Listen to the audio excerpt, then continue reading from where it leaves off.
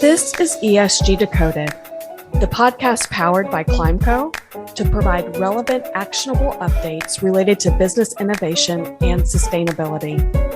Join Kaitlyn and Amanda Hsieh of Climeco for thoughtful, nuanced conversations with industry leaders that explore the complexities, the risks, and the opportunities connected to all things ESG. I'm Yvonne Harris, a consultant and a co-host, and I will be collaborating with Kaitlyn and Amanda for the discussions that we will present on this podcast. Put simply, ESG is everything that's not on your balance sheet. This leaves room for misunderstanding, oversimplification, and the tendency towards one-size-fits-all perspectives. None of that will happen on this podcast. Enjoy this episode. Hi, everyone, and welcome to this edition of ESG Decoded, the podcast.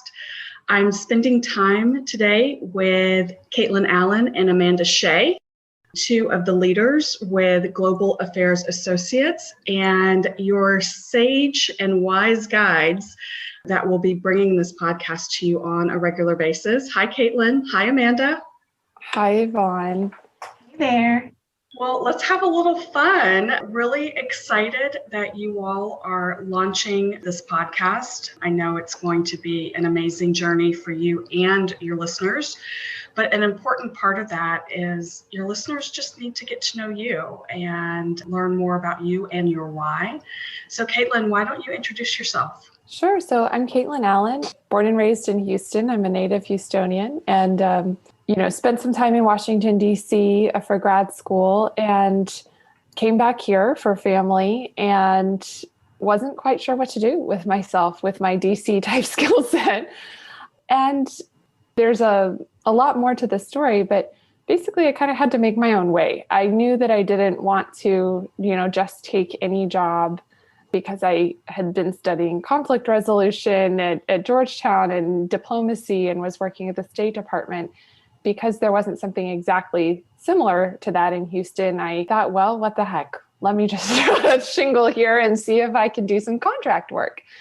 And that's really how it started. And then, of course, that was many years ago, 8 or 9 now. And, I evolved with the market. I learned the local market. I learned about corporate social responsibility. I worked at Marathon Oil as a corporate social responsibility advisor and just really fell in love with the field. And so I pivoted the business to focus on, at the time, CSR, sustainability reporting. And then, of course, being in Houston and working for a lot of energy companies, had to get really smart on energy transition. And so several years into this, Amanda and I got together as partners and said, let's make this bigger than just us, right? It's an opportunity here. We see it coming. Very few people in Houston are talking about it. Very few know what ESG stands for, and it stands for environmental social governance. We'll unpack that a little bit later. But we thought, let's partner up and see if we can make this bigger than ourselves. So immediately prior, though, to the intersection and the meeting to Amanda, take us back and share with us your experience leading up to the start of your collaboration with Kaitlyn. So like Kaitlyn, also a native Houstonian, I actually started out in finance, and then the tech bubble burst and there were no jobs in finance. And I had to find, something to pay the bills. Anyways, I started working in purchasing and supply chain.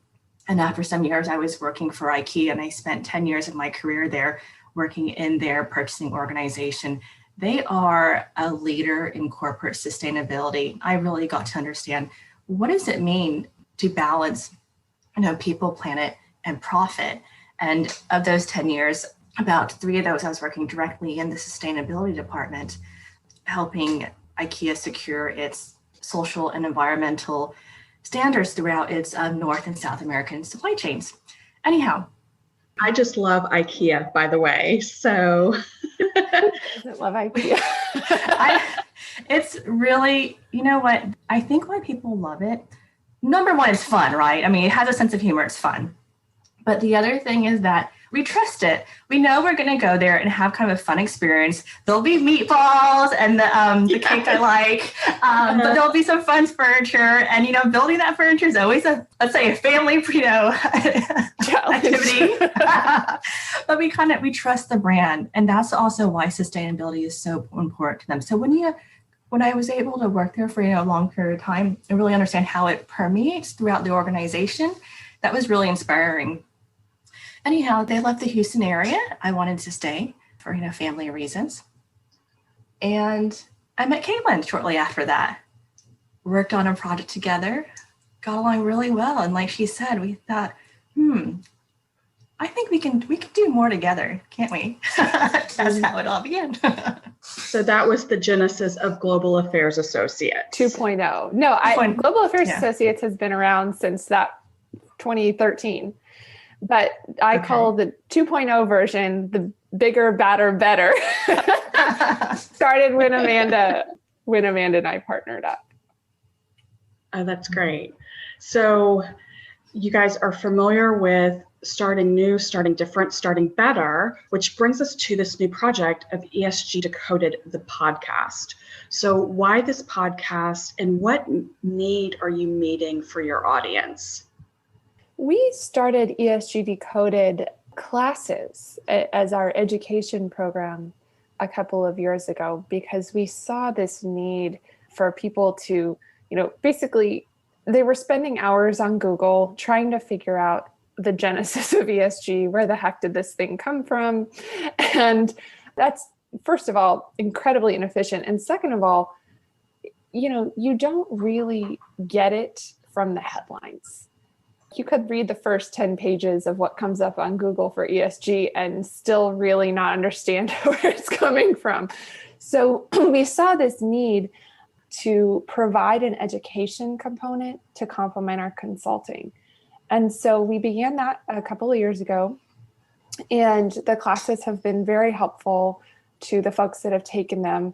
They're, nice little bite-sized modules, and, we're doing it all online now, which has been nice. We've been able to have folks from many different countries on the other side of the world. We had someone join from Kazakhstan, and which was kind of cool. And so that itself, is very helpful for the attendees. We've gotten incredible feedback. Like, thank you for saving me 10 more hours on the internet, right?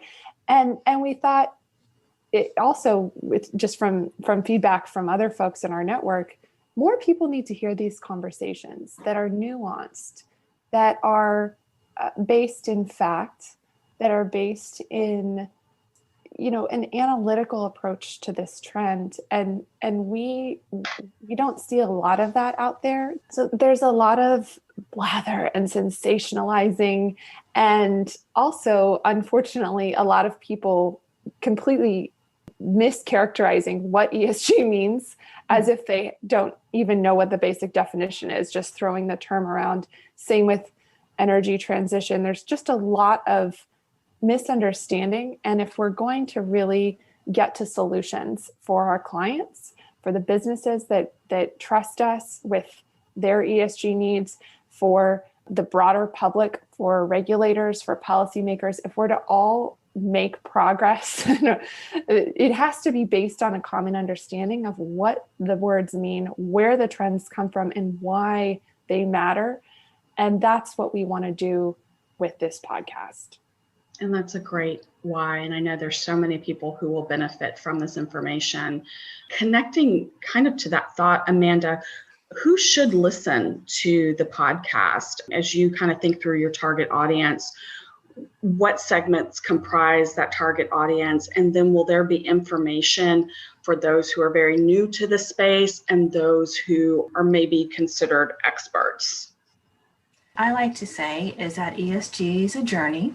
It doesn't matter if you're starting from very step one or, you're a mile down your journey. Wherever you are, our plan is to have content that's meaningful to you and to explore these topics from start to finish in a way.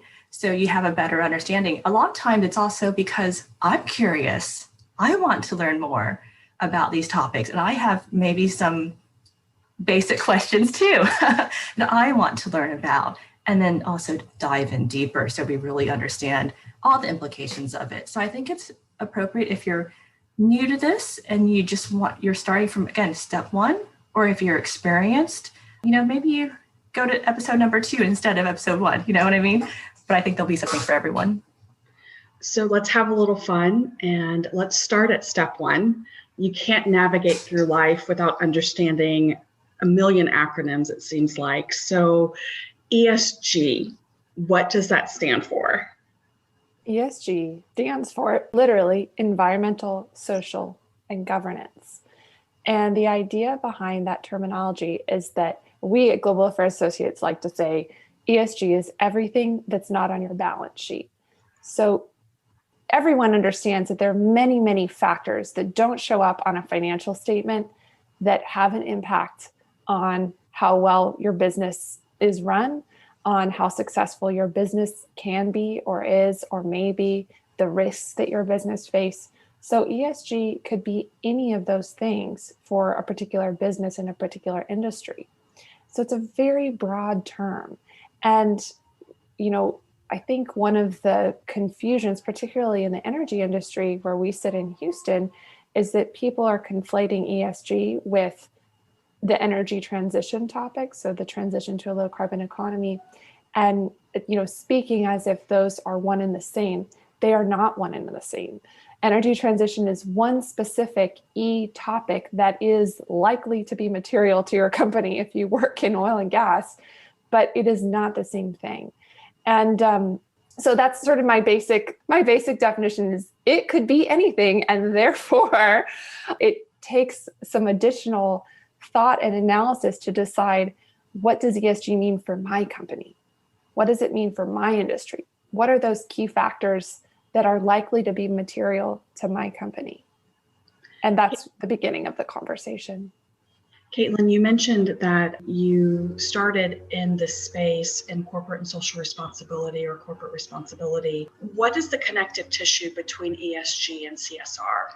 I think ESG is just the third generation, so to speak, of CSR. So corporate social responsibility, CSR, transparency, those initial movements, so to speak, were born in the late 90s, really by the activist community. So the first generation of CSR reporting was meant to communicate with a very broad group of stakeholders.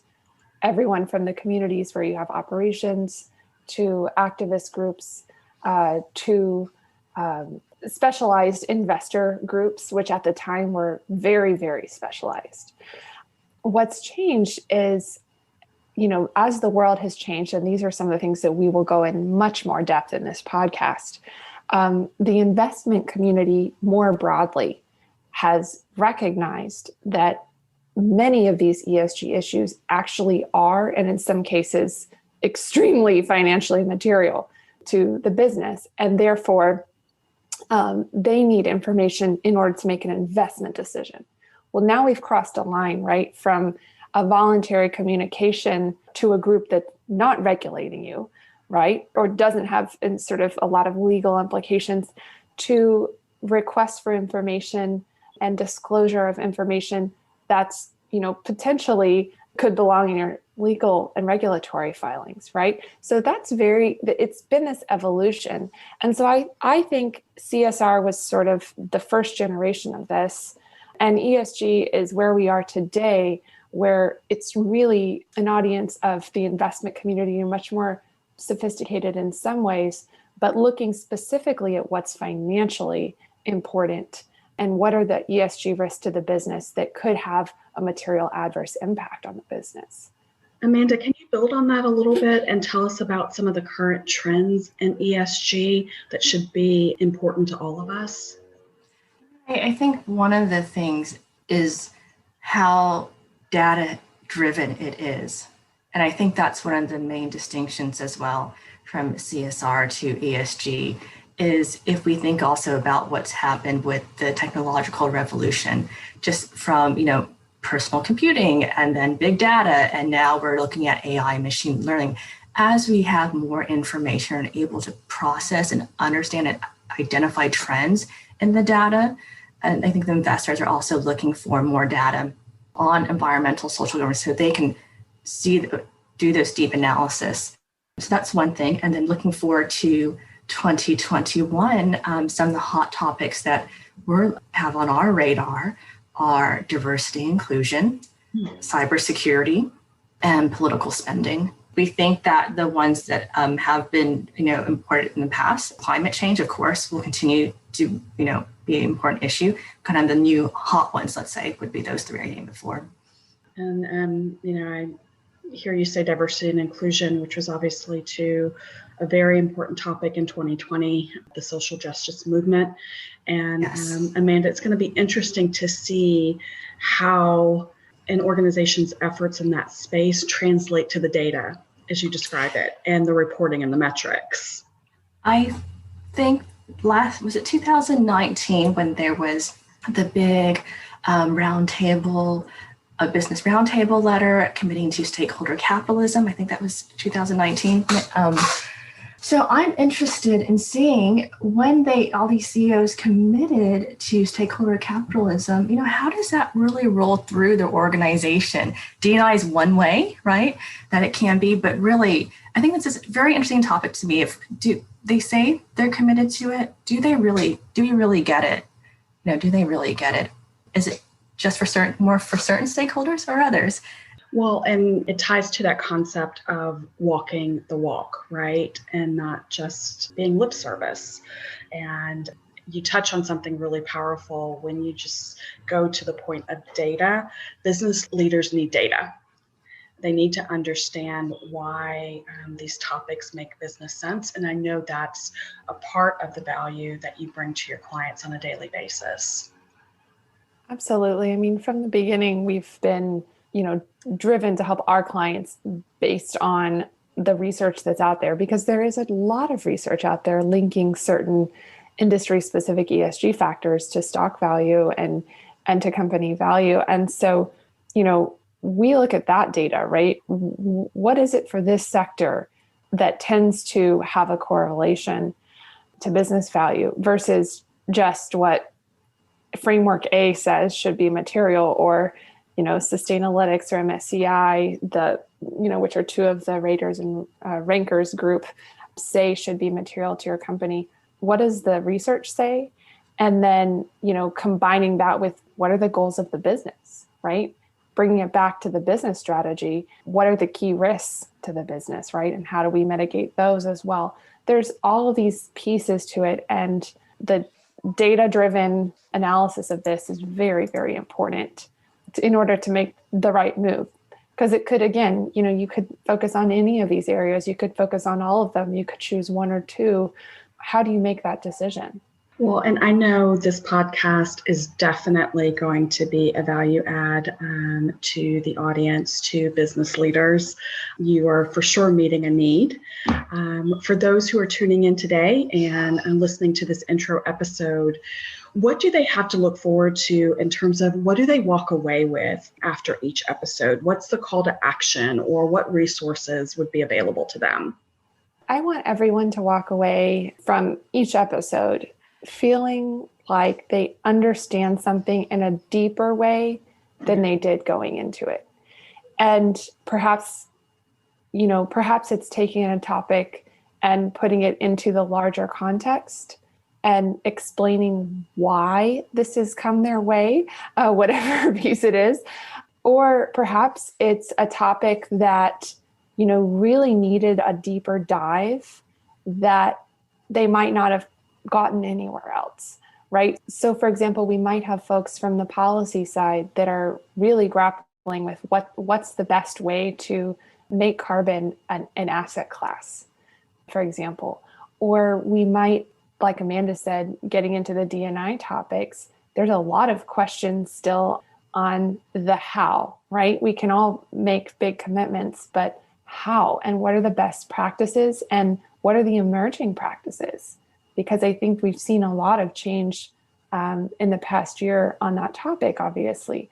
So we'd like our listeners to walk away feeling like they learned something or understand something in a deeper way than the 40 minutes before that moment. Again, I am very excited that you guys are starting this podcast. I do know it's going to be a valuable resource to your listeners. And I want to encourage everyone who's listening today to please refer this podcast to those in your network. And Amanda and Kaitlyn are also just great to interact with. So you can follow the podcast across social media platforms, and you can also connect with them through their website at globalaffairs.associates.com. So ladies, thanks for your time today. Thank you, Yvonne. Thank you, Yes, Yvonne. let's go get it. Let's have fun. Thank you for listening to ESG Decoded. Subscribe to this podcast wherever you consume yours, and follow ESG Decoded and Climeco across social media platforms. Until our next episode, take what you learned today to drive long-term value for your organization by doing good for people and the planet.